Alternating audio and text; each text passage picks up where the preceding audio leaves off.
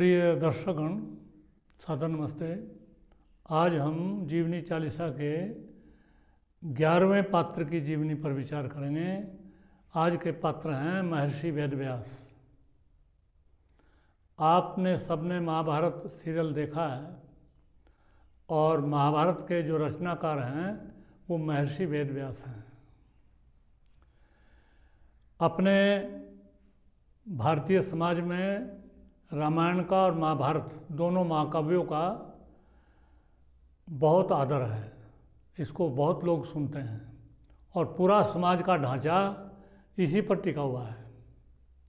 महर्षि वाल्मीकि भी दलित समाज से थे और महर्षि वेदव्यास भी, यद्यपि उनके पिता तो महर्षि पराशर थे, लेकिन उनकी माता ये धीवर समाज से, कश्यप समाज से सत्यवती थी। उनके जीवन की कथा तो अलग वीडियोस का बन सकता है, उसकी आवश्यकता नहीं है। लेकिन ये सत्यवती जो महाभारत में आती है, जिसके साथ भीष्म जी के जो पिता थे, उनका विवाह हुआ था और आगे उनकी वंशावली नहीं चली थी और व्यास जी से चली, वही व्यास हैं। उनकी माता थी सत्यवती। तो महर्षि वेदव्यास का बहुत बड़ा योगदान है। महाभारत के रचनाकार तो वो ही हैं। गीता महाभारत में आती है, उसके भी रचनाकार वही हैं। और हमारी 6 शाखाएं हैं शास्त्रों की, दर्शन की, 6 स्कूल्स ऑफ थॉट, जिनमें से एक वेदांत है।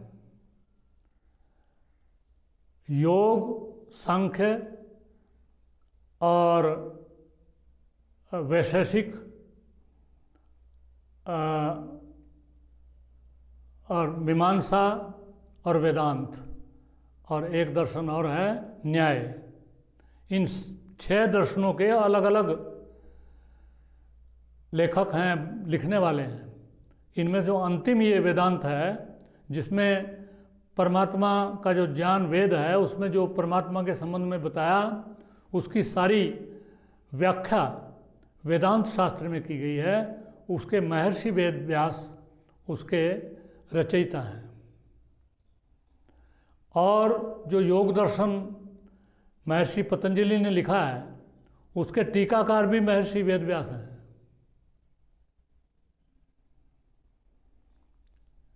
ये पुराण जो लिखे हुए हैं, 18 पुराण, बहुत बड़े ग्रंथ हैं। इनका भी वेदव्यास की प्रतिभा का लाभ उठाने के लिए वेदव्यास जी का नाम उसके साथ जोड़ रखा है।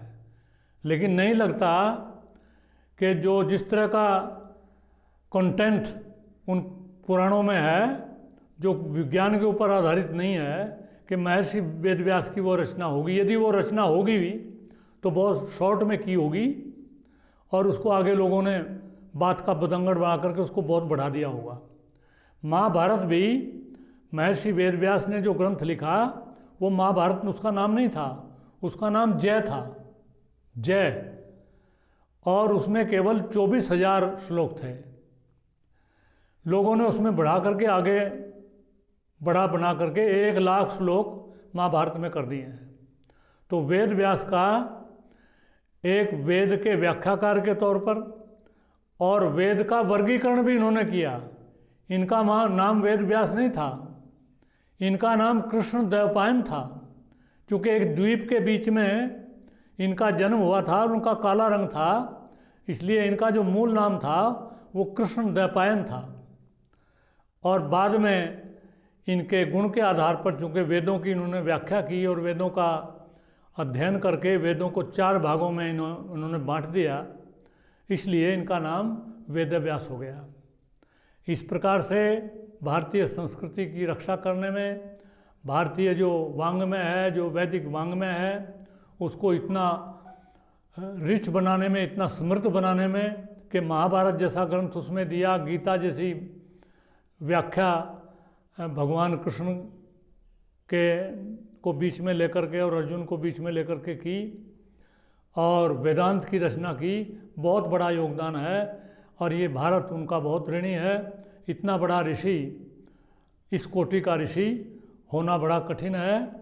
और अब भी अपना जो पौराणिक जगत के लोग हैं, जितनी भी कथाएं करते हैं, उसमें जो कथा करने वाला कथाकार है, जो मुख्य होता है और जो सारी व्याख्या करता है पुराणों की और रामायण की, महाभारत की, चाहे राम की कथा हो चाहे कृष्ण की कथा हो, वो जो जिस पीठ पर वो बैठता है, महर्षि वेदव्यास के नाम उसका नाम व्यासपीठ रखा जाता है। महर्षि वेदव्यास का योगदान जो मैंने बताया है वो अवर्णनीय है, उसकी कोई वर्णन नहीं किया जा सकता, उसको मैं शब्दों में नहीं बता सकता कि भारतीय संस्कृति की रक्षा में, भारतीय संस्कृति को बचाए रखने में महर्षि वेदव्यास का कितना बड़ा योगदान है। तो इस प्रकार से महर्षि वेदव्यास के संबंध में इतना ही मैं कहना चाहता हूँ कि महर्षि वेदव्यास के पद चिन्हों पर चल करके अपना भारत जो देश है, यदि इस वैदिक संस्कृति को बचाना है तो महर्षि वेदव्यास का जो साहित्य है उसको अधिक से अधिक पढ़ा जाना चाहिए और उसके आधार पर जो परमात्मा की व्याख्या उन्होंने की है, वेदों की व्याख्या की है, उसके आधार पर समाज रचना होनी चाहिए। इतना ही महर्षि वेदव्यास के संबंध में मैं बताना पर्याप्त समझता हूँ। इति ओम शम नमस्ते जी।